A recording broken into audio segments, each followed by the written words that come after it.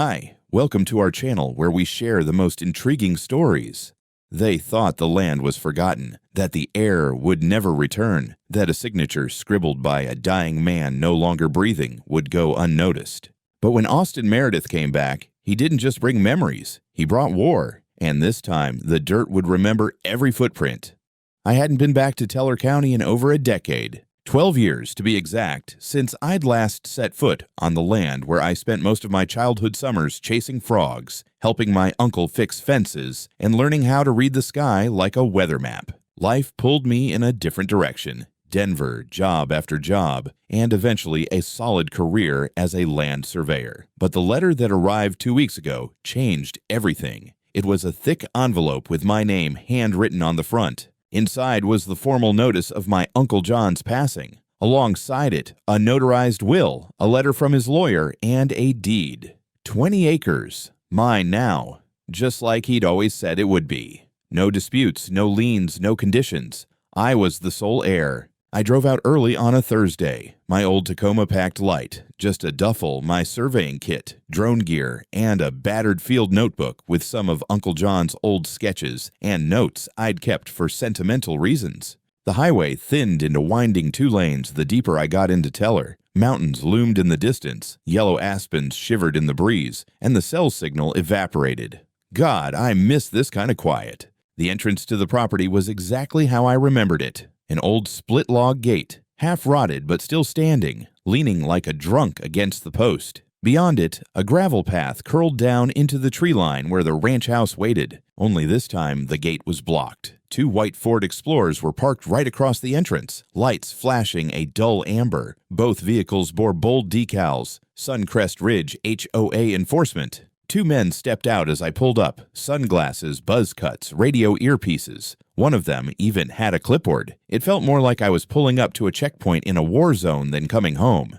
"Good morning, sir." "You can't go past this point," said clipboard guy, his voice firm but polite in the way people are when they think they have absolute authority. "This area is part of a protected development zone under Suncrest Ridge HOA. Access is restricted." I blinked. "No, it's not. This is private property, Meredith Ranch. Been in my family for over 60 years. The second guy, younger, with a scar on his chin, squinted at me. "Nobody's lived here in years. This land's been considered dormant. HOA's got plans in motion to integrate this space into a community project. Picnic and park zone." I couldn't help it. I laughed. "You're out of your minds. This parcel doesn't fall under HOA jurisdiction. The boundary line runs 80 feet west of the creek. You're standing on it." Clipboard guy raised an eyebrow. "Do you have any documentation proving that, sir?" "Yeah, I do." I reached into the glove box, pulled out the envelope with the title deed and will, and stepped out of the truck. Notarized, filed, recorded. This land's mine. They both hovered over the documents, reading slowly. Then they stepped aside and whispered into radios. I didn't wait. I climbed back into my truck and nudged the bumper right up to the gate, idling as I dialed the county sheriff's office. It took them a while to get someone on the line, but when I did, I explained the situation. "Sir, that property is definitely yours," said Deputy Keller, the sheriff's office clerk. "Suncrest Ridge HOA has no legal claim to any of that acreage. If they're preventing access, they're violating property law." "Appreciate the confirmation," I said. Then I leaned out the window and looked at the 2 HOA enforcers. "You boys might want to radio that in." They didn't say anything. Just stood there in awkward silence while I got out, walked around to the side of the gate, and squeezed through the gap in the fence like I used to when I was 12. The gravel path crunched under my boots. Trees leaned over the driveway like they were trying to whisper secrets. At the end of the bend, the old ranch house came into view, still standing, though the roof had a slight dip and the porch was losing its battle with time. I took a breath. The air smelled like pine needles, dust, and memory. That evening, as I lit a fire in the rusted outdoor pit and sat on a cracked Adirondack chair, headlights bounced down the path. A black SUV, newer, sleeker. It stopped just short of the house and out stepped a woman in a navy pantsuit and pearl earrings. Behind her, a man in a sport coat holding a leather binder and another in khakis with rolled-up blueprints under his arm. She marched up the path like she owned the place. "Mr. Meredith, I presume?" she said with a tight smile. I stood up slowly. "Depends on who's asking." Karen Aldridge, president of the Suncrest Ridge HOA. We need to talk. Oh, hell. The next morning, the air had that dry, early autumn bite that always made you reach for a second cup of coffee. I stood on the front porch of my uncle's house, sipping mine, listening to the crows arguing in the treetops. From where I stood, everything looked the same as it had when I was a kid. Same gravel path, same rusted mailbox, even the old wind chime over the door that used to scare the hell out of me during thunderstorms. But something was off. I noticed it just after sunrise. A small orange flag about the size of a playing card stuck in the dirt near the western edge of the property. Then another, and another. A thin red string ran between two stakes like a tripwire. It didn't take a genius to figure out what was going on. Someone had been marking this land. My land. I followed the line on foot. It ran straight across the field, looped down near the creek, on the wrong side of the legal boundary, and ended right behind the barn, where 3 more orange flags flapped in the wind. One of them had a laminated tag stapled to it. Community Green Space. Stage 1 Perimeter. Survey complete. Suncrest Ridge, HOA. The logo was printed in the corner. I stared at that sign for a long time. My jaw clenched so tight it hurt. Back inside, I pulled out the paperwork again. Deed. Survey maps. The title transfer was clean. The HOA's boundary was clearly marked, stopped a good 80 feet before the creek. That was a hard recorded line. No easements, no encroachments.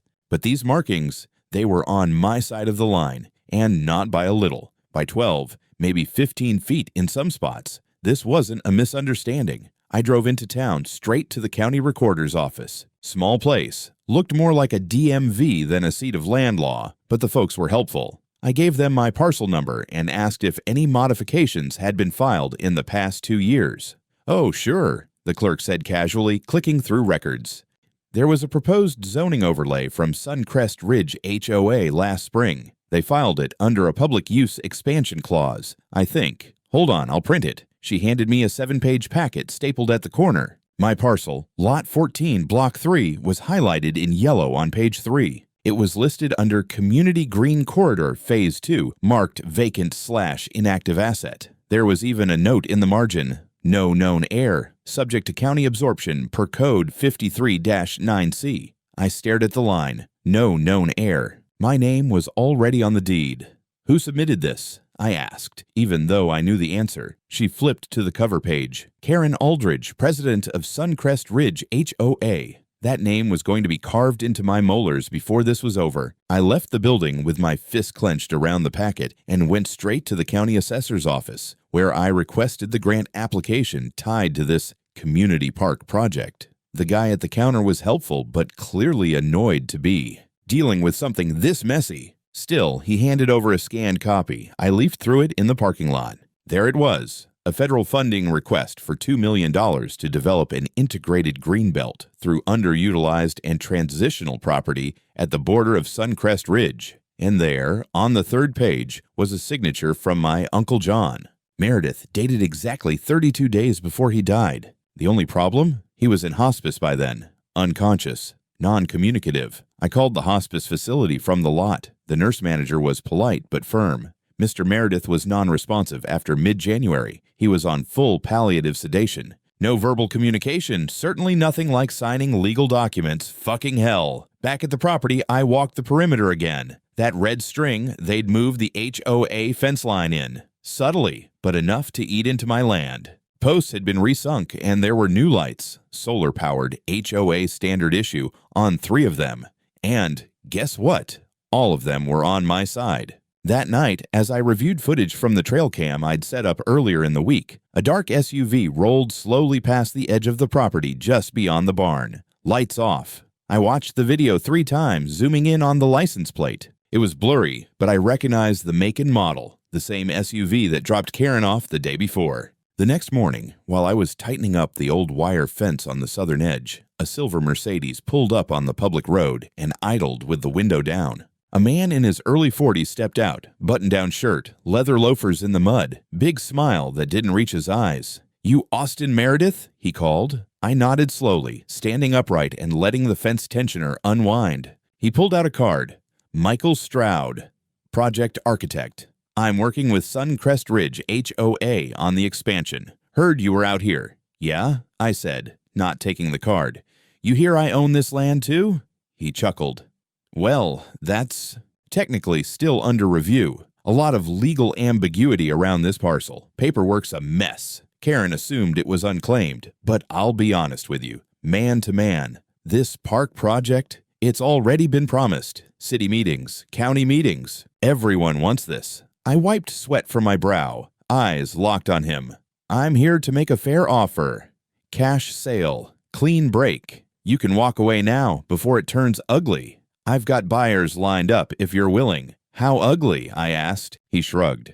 I mean, I'd rather not see the HOA file injunctions drag this through civil court. They've got deep pockets. Grant money in play. It'd be a mess. I stared at him for a long moment, then picked up a piece of surveyor's tape from the fence and held it out. You see this line, Michael? I said. That's the boundary. Everything past this, my land, my name, my rights. So, if you're going to make threats, make 'em better. He paused, lips tightening, just trying to keep things civil. Then get off my property. You'd think a clear title and a legal deed would be enough. Turns out, in Teller County, it just paints a bigger target on your back. 2 days after the little chat with the architect, I woke up to find something new sprayed across the gate in thick red paint. Illegal trespasser. The letters were uneven, like whoever did it had rushed, but they were big, tall enough to be read from the road, bold enough to make it look like I was the problem here. I stood in front of it, coffee in hand, trying not to let the heat in my chest rise to my fists. The HOA fence still hugged the wrong line of my property like an uninvited guest refusing to leave. And now this, open vandalism. I checked the trail cam footage, nighttime timestamp. Low res, but there it was. A Suncrest Ridge HOA security truck, same model I'd seen the other night, pulling up to the entrance. Someone got out with a can of spray paint, did the job in less than 40 seconds, then sped off. By noon, my name was being dragged through the HOA newsletter like roadkill. The article's title, Who is Austin Meredith? Subtitle, A stranger's sudden claim threatens our community green future. The body of the piece was a mess of insinuations and lies, claims that I had questionable intentions, that my uncle's will might have been manufactured, that I had a history of volatility and once faced disciplinary action for aggressive behavior in Denver. They even threw in a bold suggestion that I wasn't really related to John Meredith, a possible distant grandson from a previous relationship. According to unnamed sources, I damn near choked on my sandwich reading it. But it didn't stop there. Fake Facebook profiles started appearing in the HOA group, concerned residents sharing what they found about me online. Alleged mugshots, anonymous reviews from former coworkers accusing me of threats, debt, even harassment. None of it was true, but the sheer volume made it look real to the casual eye. One video even had a still from my press conference, me saying, "This land isn't going to anyone else." They cut the context and played it over dramatic music with a title card. Aggressive squatter threatens HOA legacy. This was beyond smear. It was digital arson.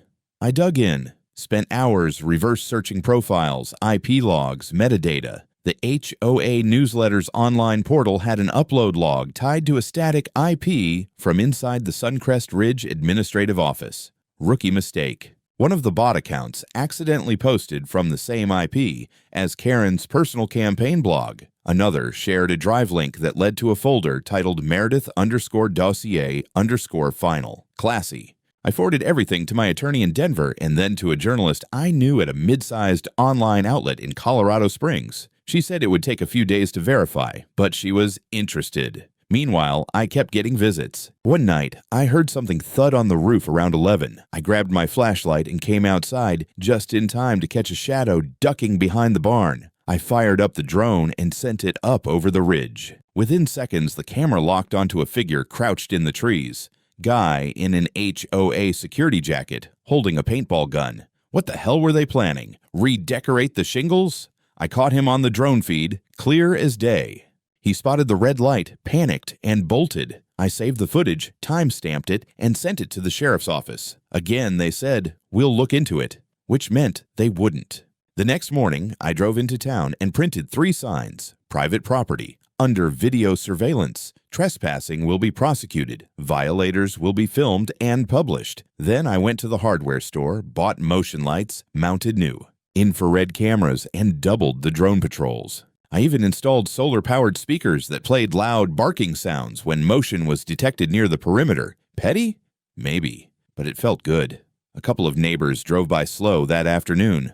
Some waved. Most didn't. I could see the fear in their eyes. Fear that maybe Karen was right. Maybe I was dangerous. It didn't help that she staged a neighborhood walk on the Greenbelt that evening, conveniently passing right by the fence. She was all smiles, laughing with families, children in tow, giving out flyers that read, "Keep our park safe. Say no to outsiders, outsiders." I'd grown up on this land, learned how to drive stick shift in that field, built a treehouse in that dead oak behind the barn, buried our family dog beneath the creek rocks. But to them, I was just the guy standing between them and a picnic table with city-funded lighting. Let them walk. Let them talk. I wasn't going anywhere. If they thought I'd roll over, they didn't know me, or my uncle. I spent the next 3 days assembling a dache so thick it could be used as a blunt weapon. Every flagged property line, every blurry license plate, every frame from my drone that showed HOA vehicles creeping where they didn't belong. I had camera footage of Karen herself pacing near the red survey string, blueprint documents misaligned with official county maps, and screenshots of the fake social media profiles posting in coordinated bursts. But the gem, the crown jewel, was the grant application. I'd pored over it a dozen times, and there it was, a signed statement from John Meredith, my uncle, consenting to the development. Only he couldn't have signed anything. The man had been unresponsive for weeks by then. I checked with the hospice center again. His motor function had shut down completely a month before the alleged date of signature. That meant one of two things. Either Karen had forged a signature, or she'd had help faking it for her. Either way, I had them. I hired an independent licensed land surveyor out of Pueblo, guy named Everett, gray-bearded, sharp-eyed, ex-military. Didn't care much for small talk, but he respected clean lines and legal boundaries. We spent a full day walking the perimeter with his GPS rig and drone-mounted LIDAR. When he finished the data run, he pulled out the preliminary map, printed in black and red ink. "Your property line's been breached in 6 separate locations," he said. "That fence they installed, average incursion of 10 to 23 feet. It's not a mistake. Someone repositioned those posts." He paused. "They also drove 2 concrete anchors into your soil for that bench near the creek. That's criminal trespass under Colorado code." I nodded. "Good. Put that in writing." While Everett worked on the formal report, I met with my attorney over Zoom and uploaded the files. Then I emailed a compressed dossier to the Colorado Department of Local Affairs, the office that handles grant distribution. Subject line: Fraudulent HOA Development Grant, Suncrest Ridge HOA. I wasn't done. I remembered something from my uncle's old notebooks. He used to sketch out topography, boundaries, even journal his phone calls. In a milk crate in the barn, I found a worn moleskin labeled 2020-2022. Inside were not only notes about wildlife, planting plans, and equipment maintenance, but also dated comments like April 8th, HOA. Woman stopped by again. Wants me to donate the west lot. Told her to get bent 12th of May. Same woman. Brought a contractor. Showed them the deed line. They didn't like that those entries, in my uncle's own handwriting, were gold. That night, I invited the journalist from Colorado Springs out to the property. Her name was Felicia, mid-30s, smart, skeptical, the kind who'd rather get bit by a mosquito than take a press release at face value. She listened, took notes, reviewed footage, flipped through documents, and finally said, "Okay, this isn't just a land dispute. This is fraud, attempted land theft, and misappropriation of public funds. Glad someone sees it." She asked to film a quick on-site interview. I agreed.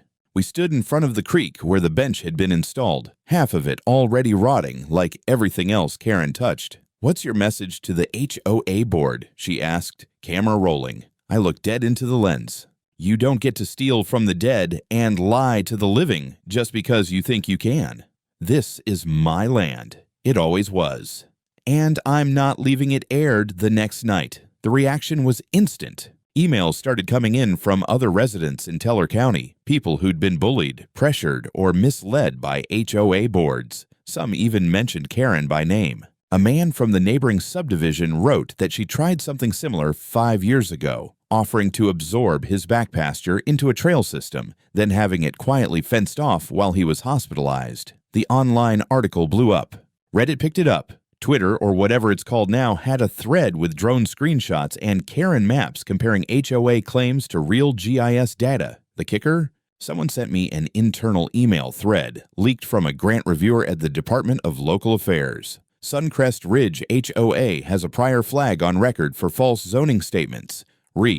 Meredith property looks dirty. Recommend full audit before release of funds. I printed it out, slid it into the top of my dossier, and labeled the tab in red ink. Incoming fire. It only took 48 hours for the pressure to crack her mask. The HOA office, a beige stucco building behind the Suncrest Ridge clubhouse, became the subject of evening news shots. Reporters hovered near the parking lot. Neighbors were suddenly camera shy. Karen herself hadn't made a statement yet, but word was internal board meetings had turned hostile. 3 members reportedly walked out. One of them even reached out to my attorney with a vague message. I had no idea. I'm sorry, but I knew Karen. She wasn't the type to apologize. She was the type to double down, dig in, and drag everyone else with her. Sure enough, 2 mornings later, I heard a vehicle idling near the south gate. I stepped outside with coffee in one hand and my phone in the other, already recording. A landscaping crew, 3 trucks, uniforms, no HOA logos, just generic green polos and vinyl-wrapped trailers. I walked up to the first guy who was unstrapping a weed trimmer. "You're on private property," I said. "Who sent you?" HOA, he replied, uncertain. "We're just here to clear brush." We were told this is part of the new park extension. I showed him the sign, the boundary, the cameras. Then I pointed to the no trespassing notice stapled to the oak post 10 feet from his bumper. "Still want to do this?"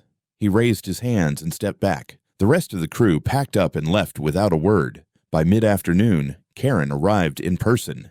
SUV, as always. She wasn't alone. This time she brought 3 people, the same architect from before, another guy in a dress shirt who smelled like City Hall, and a woman I didn't recognize, holding a rolled-up banner and clipboard. Karen walked ahead of the group like a general approaching a battlefield she hadn't realized she'd already lost. "Mr. Meredith," she began, with that brittle civility only HOA presidents and IRS agents have perfected. "We're trying to be reasonable here." "That's a first," I replied. "Let me guess, more community outreach?" She didn't flinch. "This land has already been presented to the community as a shared space. You're creating confusion and division. Frankly, people are starting to feel unsafe." "People?" I asked.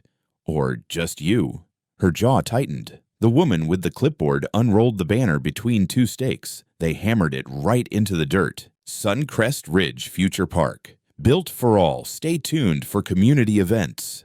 Right on my land. I stepped forward, pulled the banner up, snapped the stakes, and dropped the whole thing at Karen's feet. "This is your final warning. Next time, it's criminal trespass charges." The City Hall guy tried to smooth things over. "Mr. Meredith, we understand your position, but the project is already in motion." "It's fraud," I snapped. "You built a park on land that doesn't belong to you. You forged documents. You lied on federal paperwork. This isn't a dispute. It's a crime scene." They left. No apology. No retreat. Just cold stares and SUV doors slamming like punctuation marks. That night, my internet connection dropped. Then my power flickered twice. I checked the breaker box. Nothing tripped. But the next morning, the gas company showed up with a shutoff notice for non-payment. Only I'd never received a bill. Turns out someone had filed a change of address request for the property. My mail had been rerouted to a PO. Box registered under a fake name in Colorado Springs. Petty, illegal, and easily traceable. The sheriff's deputy I spoke to was finally starting to sound embarrassed. "That's the 3rd complaint about Suncrest Ridge in 2 months, he admitted. "We're opening an investigation into mail fraud and property interference. Just hang tight, Mr. Meredith." "Trust me," I said. "I'm not going anywhere." But Karen wasn't done. That afternoon, as I reviewed more drone footage, I noticed something strange near the fence on the northeast edge. Movement. A man in a hoodie and gloves crawling near one of the camera posts. He pulled out what looked like a hammer. He smashed the lens. I was already running. By the time I reached the ridge, he was halfway back to a black pickup. I caught a partial plate, started filming as he drove off. 2 hours later, HOA's official Facebook page posted this. Due to the recent escalation in tensions caused by a hostile outsider, we regretfully cancel all upcoming park events. Our community must remain vigilant. If you see something, say something. They painted me as the aggressor. Again. That evening, I updated all cameras, uploaded new footage to a secure cloud drive, and filed a digital report with the county DA's office. I also left a voicemail for Felicia, the reporter, told her things were getting worse. Her response was swift. Next morning, a new headline ran across the local news site. HOA power play, how one man's inheritance sparked a community scandal. It featured video stills, my drone footage, grant documents, and a handwritten note from my uncle's notebook. Karen's smiling photo, cropped from a Suncrest Ridge block party, was the article's banner image. The caption underneath, President of HOA accused of land fraud, forgery, and harassment. The comments section, brutal. I made popcorn. 2 weeks. That's how long it took for the quiet to turn deadly. Not literally. But if looks could kill, the ones Karen was getting in every HOA board meeting could have scorched concrete. Her photo was all over local media now, floating under headlines like Forgery Allegations Erupt in HOA Land Dispute and Suncrest Ridge President. Under fire after leaked documents surface, she stopped making public appearances. The cheerful Facebook posts from HOA vanished. Their website went under maintenance. But I wasn't done. With my attorney's help, I submitted a formal complaint to the Teller County District Attorney's Office, attaching a notarized affidavit, drone footage, GPS data from the independent survey, metadata from the forged digital forms, and a forensic analysis of the John Meredith signature that showed at least 6 points of inconsistency with his known writing samples. 3 days later, I received a call. Mr. Meredith, this is Detective Rowan with the Teller County Economic Crimes Unit. We're opening an investigation into HOA President Karen Aldridge for suspected forgery, misappropriation of funds, and attempted property fraud. We'd like you to come in and give a full statement. You want to talk about satisfaction? That was it.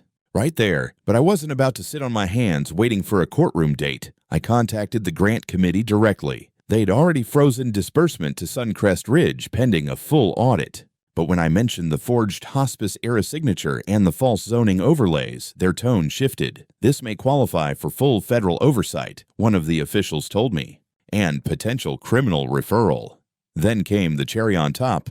Felicia, the journalist, called to say the HOA's own financial officer had resigned and agreed to go on record. His name was Brandon Kessler. Mid-30s, looked like the kind of guy who still ironed his jeans, but he had receipts. Literal ones. We met at a coffee shop just outside the county line. He brought a flash drive and a printed folder marked Suncrest Ridge Financials Internal Do Not Share. He slid it across the table like he was handing me radioactive material. She pressured me into signing off on $470,000 for pre-development expenses, he said, voice low. But half of it went to companies tied to her cousin.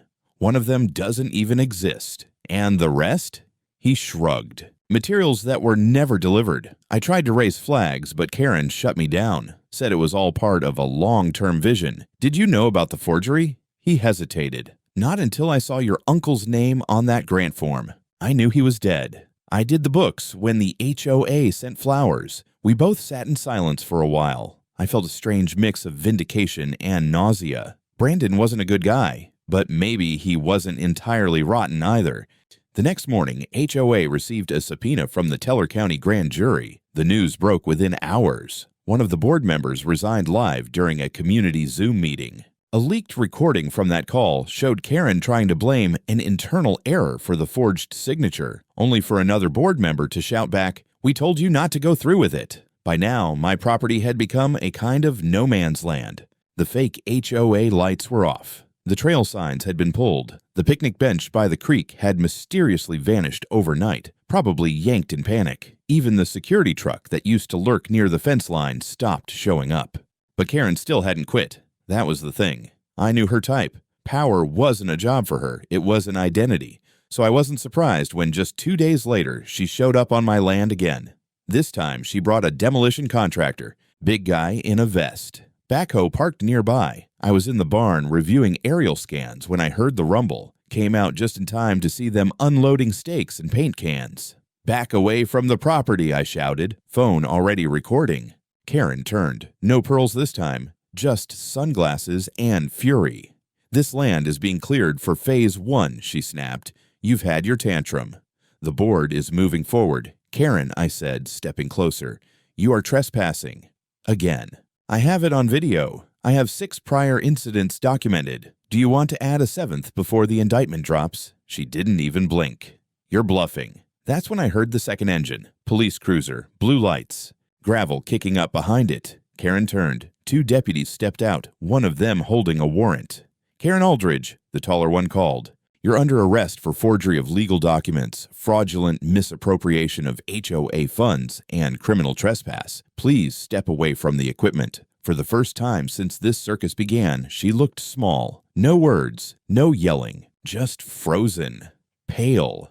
As if reality had finally caught up with the fantasy she'd been selling for years. They cuffed her right there on my land, next to the creek she tried to pave into a walkway. The contractor backed off, hands in the air, and me. I stood there, arms folded, watching the woman who tried to erase my family's legacy get loaded into the back of a cruiser. I didn't smile. I didn't gloat.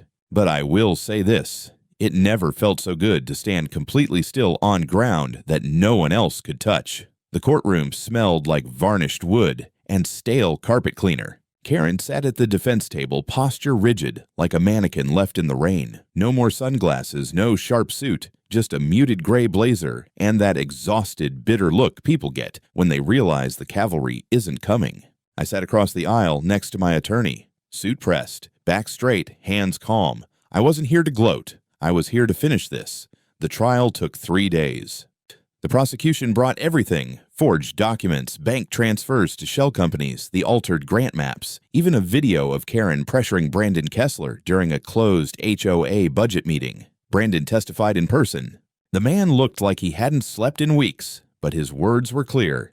"She told me if I didn't sign off, I'd be replaced with someone who would." Felicia, the journalist, was there too, taking notes, recording snippets, nodding solemnly when they mentioned her story broke the investigation wide open. The room was packed. Suncrest Ridge residents, reporters, and a few former HOA members who suddenly remembered how to look ashamed. I was called to the stand on day 2. I walked the jury through the entire timeline: the inheritance, the fence line, the fake park signs, the spray paint, the mail fraud, the forged signature while my uncle was dying in hospice. At one point, the prosecutor asked me how it felt to be painted as a squatter by my own neighbors. I paused. It didn't feel like paint.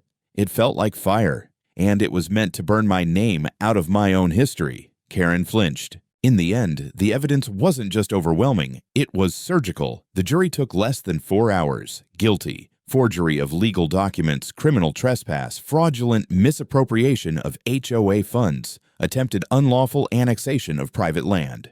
Mail fraud, harassment. The judge didn't hold back. Karen was sentenced to 18 months in county jail. No cushy deal. 5 years probation and a permanent ban from holding any leadership role in any HOA or nonprofit in the state of Colorado. Oh, and the HOA. Suncrest Ridge dissolved 2 weeks later. The residents held a vote, 94% in favor. Turns out, people don't like it when the president of their neighborhood committee tries to steal a park on forged hospice documents. The class action lawsuit came next. A group of 32 homeowners filed suit against Karen, her financial officer who cut a deal, and the law firm that blindly greenlit the grant paperwork. Damages were estimated around $600,000, with Karen on the hook for nearly half. But I wasn't done. My civil case went forward. The judge awarded me $3.2 million in damages, including emotional distress, property repair, loss of use, and, my personal favorite, targeted defamation with intent to disrupt lawful inheritance. I donated part of it to the county hospice where my uncle spent his final weeks.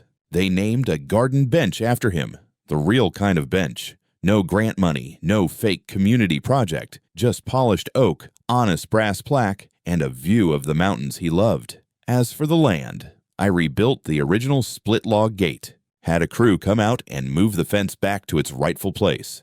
surveyed, notarized, GPS mapped, and certified by the same department that once ignored my first 3 complaints. And on the new steel gate, I installed a sign. White background. Black letters, bold. My land, my family, my story. Trespass is a felony. Ask Karen. The sign went viral. Again. Sometimes hikers stop at the edge of the property just to take a photo. Kids make memes out of it. And you know what? Let them. They should know what happens when someone tries to steal something that's not theirs. They should know that just because someone wears a name tag and runs a newsletter doesn't mean they can rewrite the law. And they should know that a dead man's land still has a voice and someone willing to fight for it. It's been 6 months since the trial. The grass on the western edge of the property has started to grow back. I had the brush cleared and reseeded properly, and for the first time in years, the old trail down to the creek feels like home again. No fences where they don't belong, no cameras but mine, just space, silence, and air that doesn't lie to you. The barn's got a new roof. The house has power, internet, and windows that don't rattle when the wind comes down off the ridge. I installed solar panels not for show, but because I never again want to rely on people who think they can shut me down with a phone call to the utility company. Neighbors wave now. Not all of them, but enough. Some bring casseroles. One guy, Vietnam vet, lives 2 plots over, told me he served with a Meredith back in the day. You from that line? He asked. I am, I said. All the way down. He nodded. That was enough. The land's not for sale. It never was. I had a few offers after the story went national. Developers with big plans, friendly voices, and envelopes full of zeros. But I told them the same thing I told Karen the first time she showed up in heels and entitlement. This is mine. Go build your legacy somewhere else. Funny thing is, I didn't know how much I needed this place until someone tried to take it from me. In Denver, I was just another surveyor. Just another guy behind a laptop analyzing elevation maps and right-of-way encroachments. But out here, I'm a steward, a witness, a damn firewall against fraud dressed in HOA polos and printed pamphlets. I still work, but now I do it on my terms. Local jobs, small town boundaries, a few landowner disputes that look mighty familiar. People trust me more now because they know I didn't just read the laws, I bled through them. As for Karen, she served her sentence. Quietly. No public statement. Her name disappeared from every HOA board in the state. Someone told me she tried to move to Arizona, start over, but the story followed her. You can't outrun federal indictments and viral drone footage. Brandon, the former finance officer, got a reduced sentence, then moved up north, sent me an email once, apologized, said he finally understood the difference between procedure and principle. I didn't respond. Some things don't need closing. Suncrest Ridge restructured as a voluntary neighborhood association. No enforcement trucks, no fake officers, just neighbors now, learning to breathe again without a boot on their backs. Last week, I hosted a barbecue. Small one, just a few folks. Burgers, beers, one busted lawn chair. No speeches, no HOA reps with clipboards. Before everyone left, I walked them down to the new fence line where I'd installed another sign, smaller than the other one, tucked beneath a pine. It read, "In memory of John Meredith. May no one ever steal your peace again." The wind shifted through the trees. No one said anything. And for once, that silence didn't feel threatening. It felt earned.